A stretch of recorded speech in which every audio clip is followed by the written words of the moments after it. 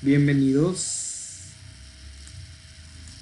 a la clase del capítulo 8, donde vamos a hablar de OSPF de área única, otro protocolo estándar de la industria y el más utilizado en la industria actualmente.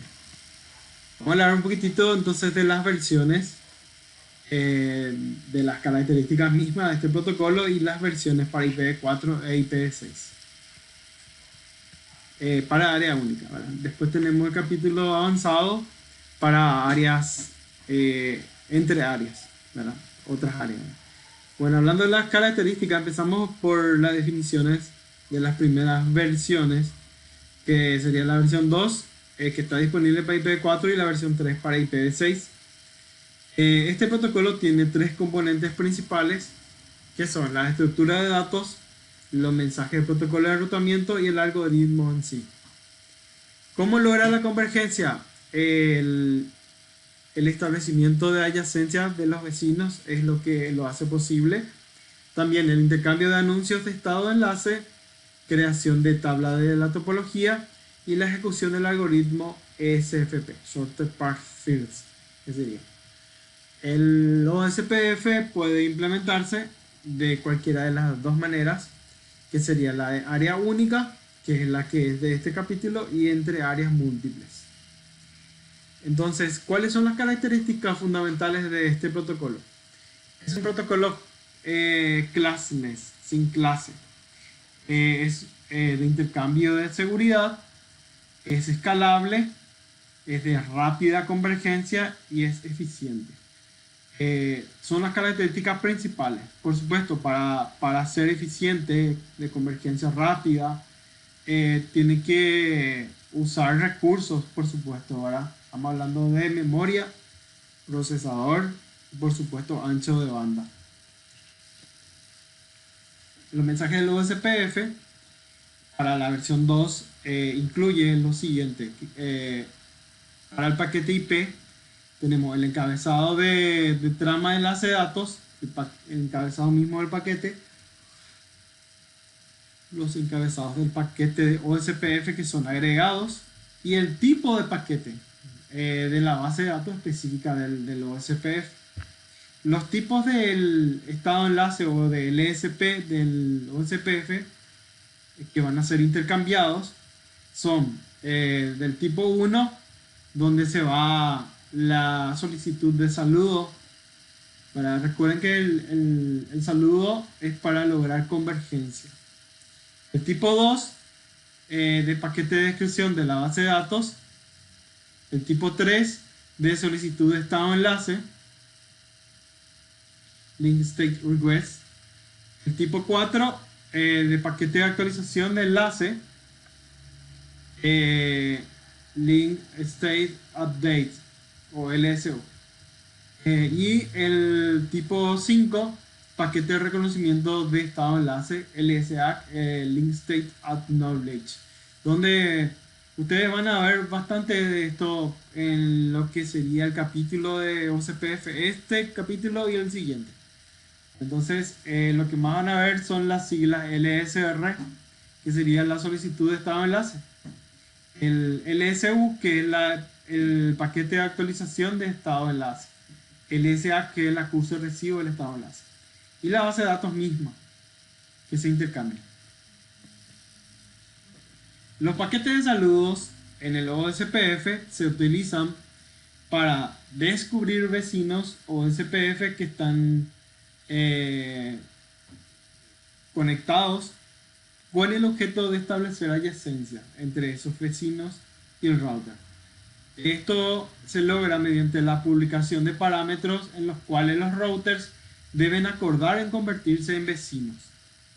Al elegir el router designado y el router designado de respaldo o BDR, Backup of Desired Router, las redes de acceso múltiple, como las que son las conectadas con Ethernet y Free Relay, siempre se da este suceso de elegir un router designado y el backup en caso de que el designado caiga. Eso se logra mediante los paquetes iniciales. Los paquetes de saludo se envían a la dirección de multidifusión por defecto reservada en el rango 224.004 para IPv4 y para IPv6 FF02 2.2.5. Entonces, acá se pueden intercambiar, por ejemplo, LSU con uno más LSA. Y los LSA contienen la información de la ruta de las redes de destino. Estos LSA pueden ser del tipo 1, que es el LSA mismo del router, el tipo 2, el LSA de la red, el 3 o 4, el LSA de resumen, el tipo 5, las extensiones del sistema autónomo o sistemas autónomos externos, o LSA externo también se lo conoce. Tipo 6, LSA de los CPF tipo multicast. El tipo 7, que son para de áreas de no almacenamiento. Y el tipo 8 para atributos externos entre protocolos de frontera, de borde exterior sería. Border Gateway Protocol, más conocido como BGP. O sea, se usa el BGP convergente con el OSPF. Y están las LSA opacas, que a veces tenemos resultados que no se pueden publicar, ¿verdad? ¿Cómo funciona el OSPF? Al intentar lograr la convergencia, este protocolo atraviesa varios estados.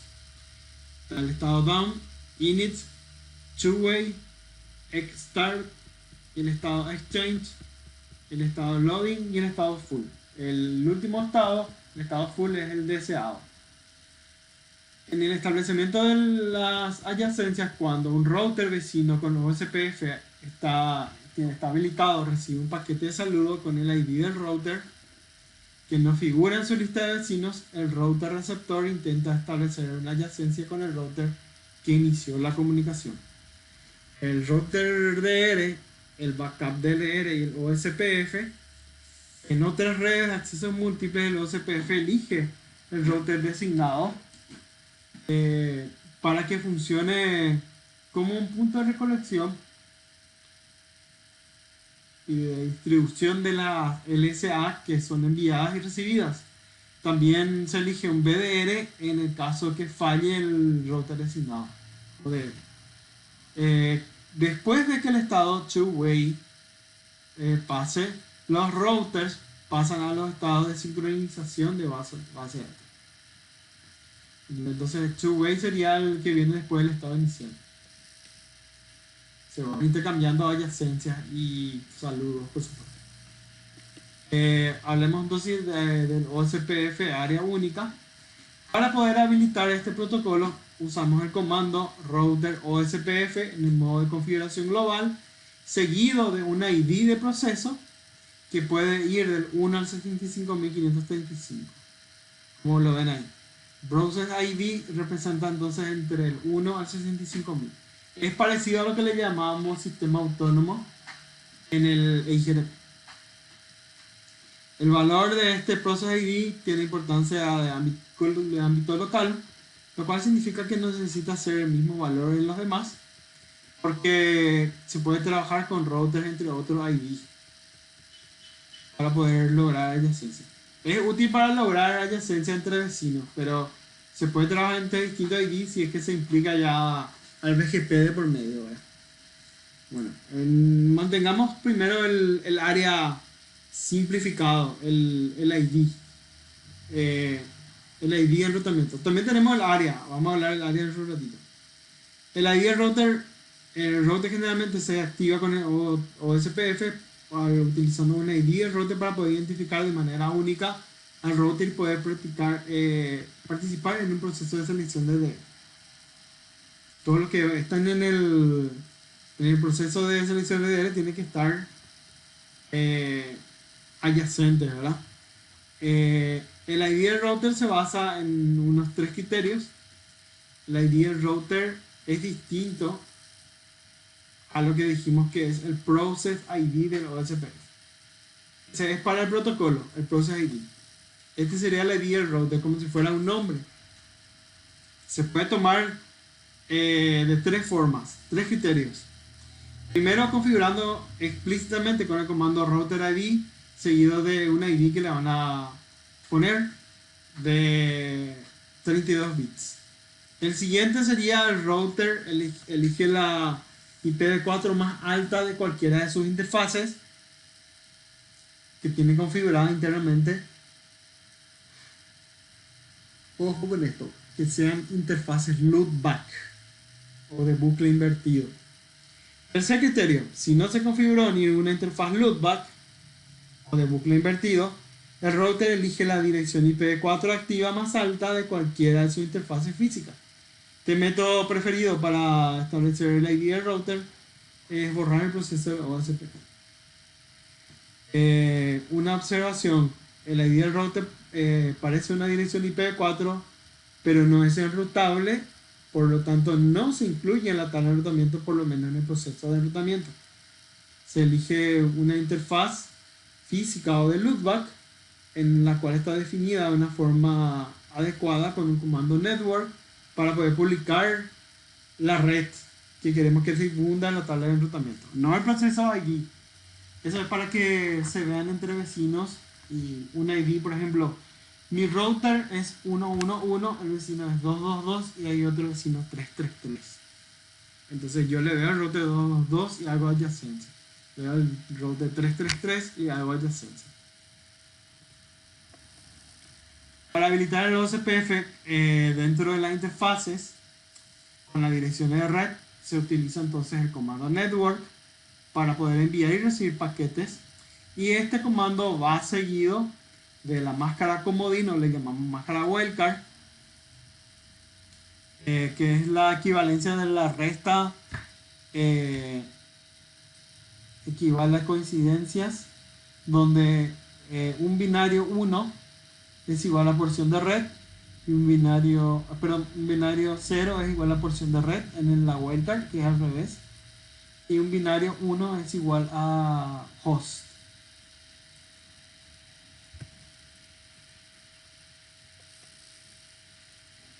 Con el comando network en OSPF versión 2 se puede habilitar con el comando network interface IP address área del modo de configuración global. La ventaja de especificar la interfaz es que no se necesita calcular la máscara comodín. Esa es una de las formas. La otra sería entrando al router OSPF, número de ID 1, luego cargamos el comando network seguido de la máscara wildcard y por consiguiente la máscara, ¿cómo es que se llama? El área. También se pueden configurar, sepan siempre que los mensajes se pueden configurar, ese ejemplo que tienen ahí con la superruta o ruta por defecto es fácil de configurar, o se puede decirle un default information originate para que él redistribuya una IP route dentro de este protocolo también. Así como hacíamos con router RIP, así como se hace con HTTP. En el HTTP, en el router RIP era redistribute static. Y acá es default information originate. Redistribuir una ruta por defecto en el router. También se puede configurar interfaces pasivas utilizando el comando passive interface en el modo de configuración del router para evitar la transmisión de mensajes de enrutamiento a través de la interfaz del router y permitir que se anuncie esa red a otros routers. Una adyacencia de vecinos no se puede establecer con una interfaz pasiva, sepanlo siempre.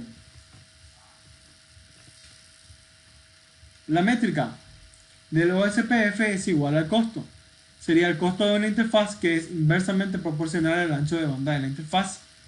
El costo de banda referencial dividido ancho de banda de la interfaz sería simétrico. El costo de una ruta de OSPF es el valor acumulado desde un router hasta la red de destino. Para ajustar el ancho de banda de referencia se utiliza el comando de configuración del router AutoCost Reference Bandwidth seguido del el costo en megabits por segundo. Los anchos de banda de la interfaz en forma predeterminada, al igual que el ancho de banda de referencia, los valores de ancho de banda de la interfaz en realidad no afectan la velocidad o capacidad del enlace, donde utilizamos el comando show interface para poder ver la configuración del ancho de banda de la interfaz. Podemos ajustar el ancho de banda de la interfaz usando el comando de configuración en la interfaz bandwidth en kilobits. Interface bandwidth kilobits. No utilizar el comando no bandwidth para restaurar el valor predeterminado. Perdón, utilizamos ese comando.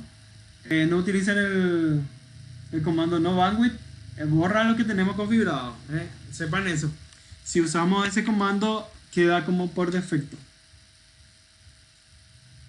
1500 bits por segundo. 64 kbps.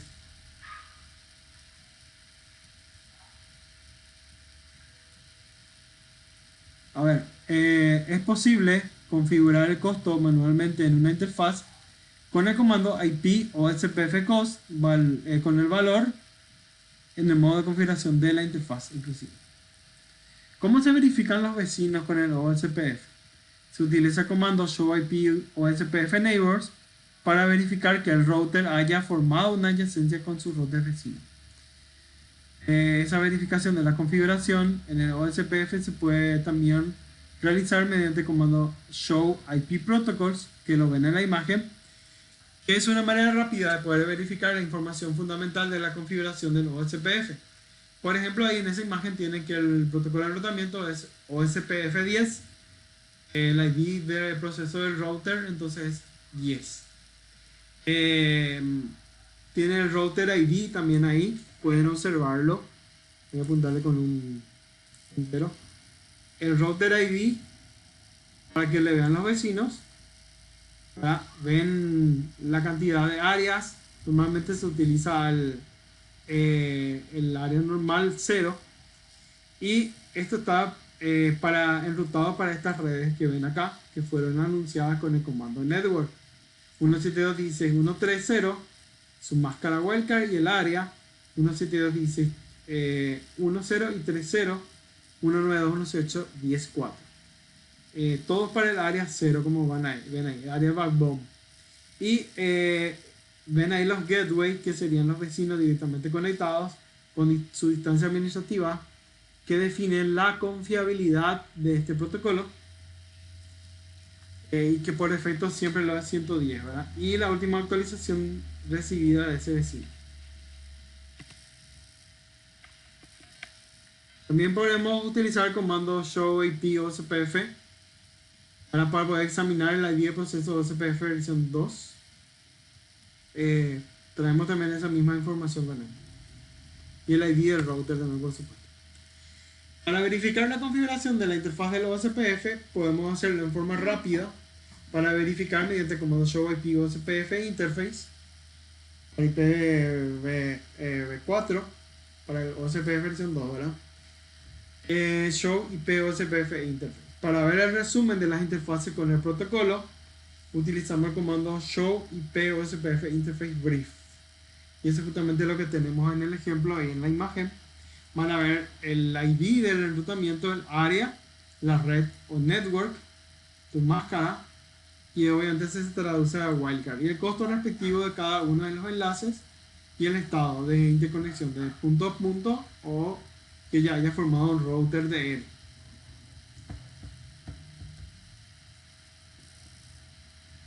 Bueno, pasémonos ahora en el OSPF versión 3 de área única, que sería el protocolo para IPv6.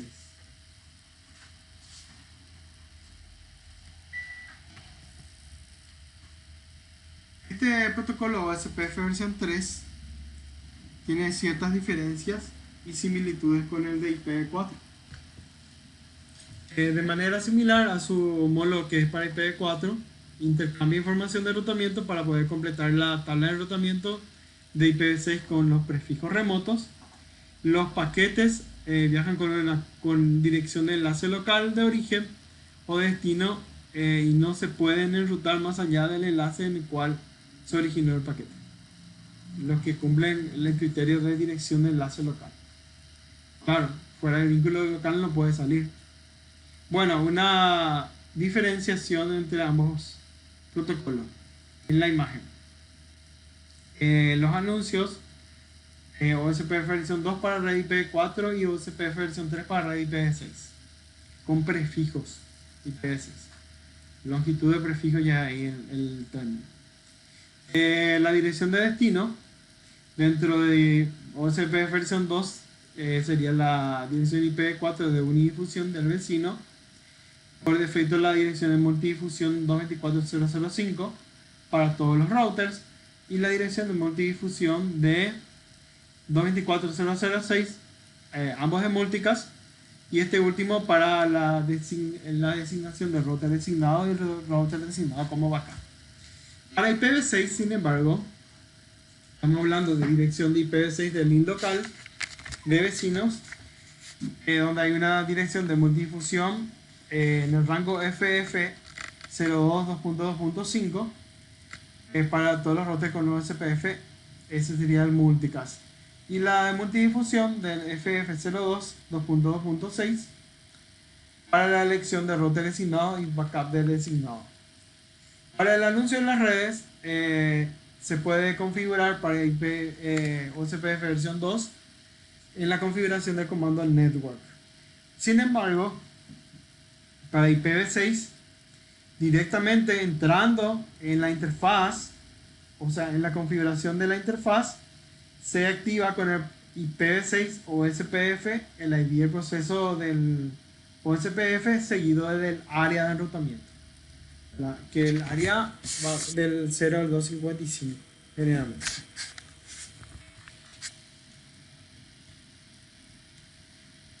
Para el enrutamiento de unidifusión IP, el enrutamiento de unidifusión IPv4 está habilitado de manera predeterminada. Sin embargo, el reenvío para IPv6 no está habilitado de manera predeterminada y se debe configurar con el comando en forma de configuración global, habilitando el comando IPv6 y unicast routing para habilitar la tabla de enrutamiento.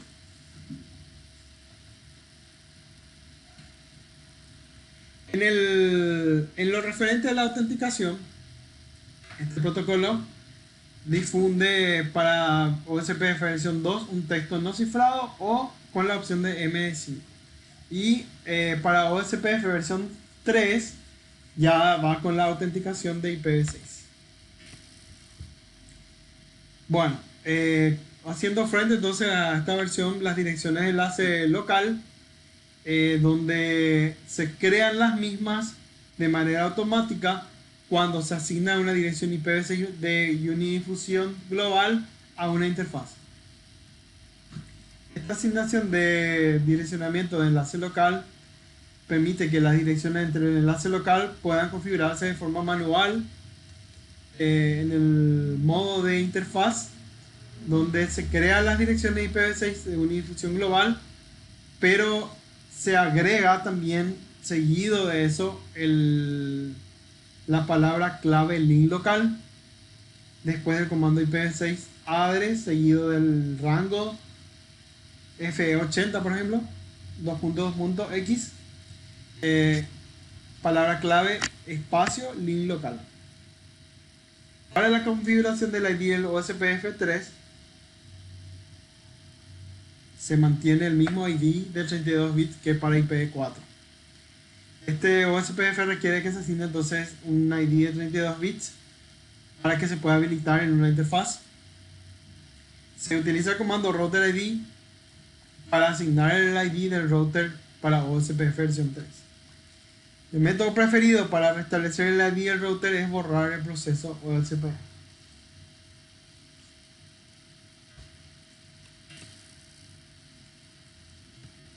Esta habilitación del OSPF en las interfaces, para habilitar el OSPF versión 3 en una interfaz utilizan el comando IPv6 OSPF Process Area, donde está el área ID y el modo de configuración de la interfaz para las interfaces, y podemos hacerlo de esta forma en el ejemplo.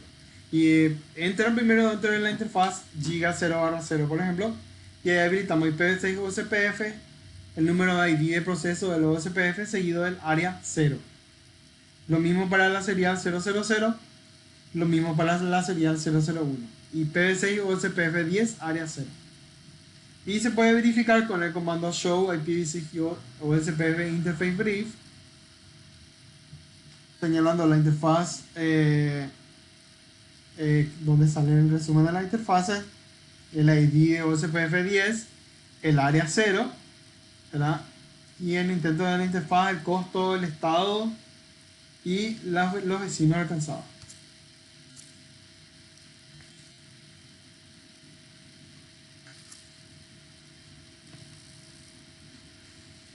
La verificación de los vecinos para el OSPF versión 3 requiere que se utilice el comando show IPv6 OSPF neighbors para verificar que el router haya formado la adyacencia con los routers vecinos.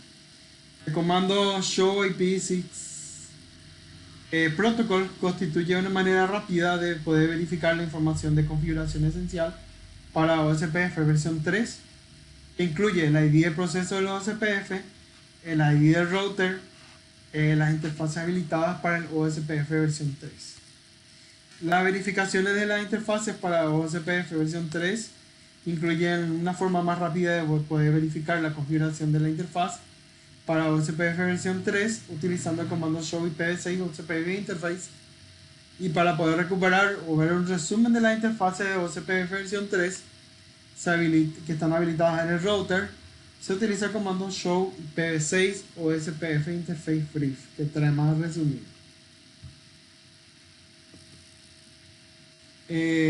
Acá entonces un ejemplo de la utilización de comando para verificación de la tabla de enrutamiento de IPv6, donde el comando show IPv6 routes proporciona los datos especificados sobre la ruta de OSPF en la tabla de enrutamiento. Acá pueden ver cada OSPF. Ahí está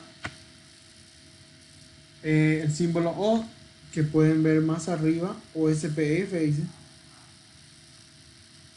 ¿verdad? Aprendió el 2001 de B8 a Café 2, 2.2.64, su distancia administrativa, su costo de métrica y el link FE82 2.2.2, donde esto le liga a la interfaz serial 000 dinámicamente.